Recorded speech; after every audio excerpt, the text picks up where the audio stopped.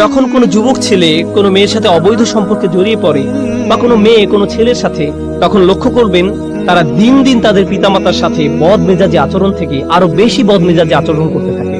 তাহলে দেখা যাচ্ছে এই সম্পর্কটি তাদের জীবনের অন্যদিকে কদর্যতা নিয়ে এসেছে। আপনি বুঝতেও পারবেন না তার এরকম পরিবর্তনের কারণ কি। এটাই হলো সাওয়া বা কদর্যতা। প্রসঙ্গত কুৎসিতের আরবি হলো কবাহা, এটা কাবিহ, এটা কুৎসিত। তাহলে সাওয়া অর্থ কি? আরবিতে সাওয়া মানে লাশ। লাশ দেখা মানুষের দৃষ্টিতে খুবই অস্বস্তিকর এবং কদর্য।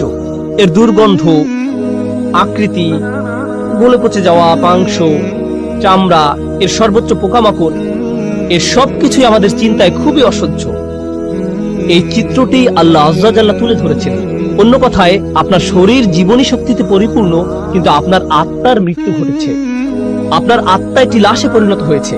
লিউবদিয়া লাহুমা মা উরিয়া আনহুমা মিন সাওআতিহিমা। শয়তান তাদের লজ্জাস্থান প্রকাশ করে দিতে চেয়েছিল, কুৎসিত অবস্থা। সে তাদের ভালো দিক দূর করে দিতে চেয়েছিল। প্রসঙ্গত এই সম্পর্কে আরেকটি ব্যাপার উপলব্ধি করা গুরুত্বপূর্ণ। আল্লাহ আযজা ওয়া জাল্লা মানব জাতিকে ফেরেশতাদের চেয়েও উত্তম মর্যাদা দিয়েছেন। ইবলিসের চেয়েও তিনি মানুষকে উত্তম মর্যাদা দিয়েছেন। আর শুধু একটি জিনিসের কারণে মানুষ এই উত্তম মর্যাদা লাভ করেছে। ওয়ানাফাখতু ফীহি মির রূহি ফাকাউ লাহু সাজিদিন। আল্লাহ যখন মানুষের ভেতরে রূহ ফুঁকে দিলেন, শরীরকে সুন্দর করে সৃষ্টি করা হয়েছে, কিন্তু যে রূহ আল্লাহ মানুষের ভেতরে ফুঁকে দিয়েছেন, যে আত্মা আল্লাহ আপনার ভেতরে ফুঁকে দিয়েছেন, যে ভালো গুণগুলো তিনি আপনাকে দিয়েছেন, সেটাই আপনাকে বেশি সৌন্দর্যমণ্ডিত করেছে আল্লাহর যে কোনো সৃষ্টির চেয়ে।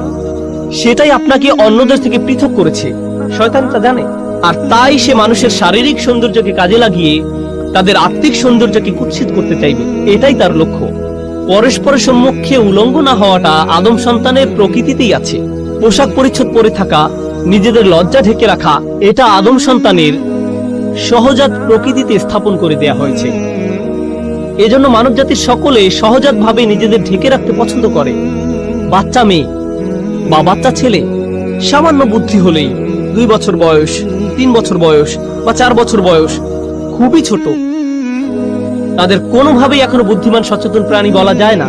কিন্তু মা জামা পরানোর সময় বাবা যদি সামনে এসে যায়, তারা লজ্জিত হয়ে পড়ে, তারা কম্বলের নিচে লুকিয়ে পড়ে। আল্লাহ মানব জাতির ভেতরে প্রাকৃতিক ভাবে লজ্জার চেতনা স্থাপন করে দিয়েছেন।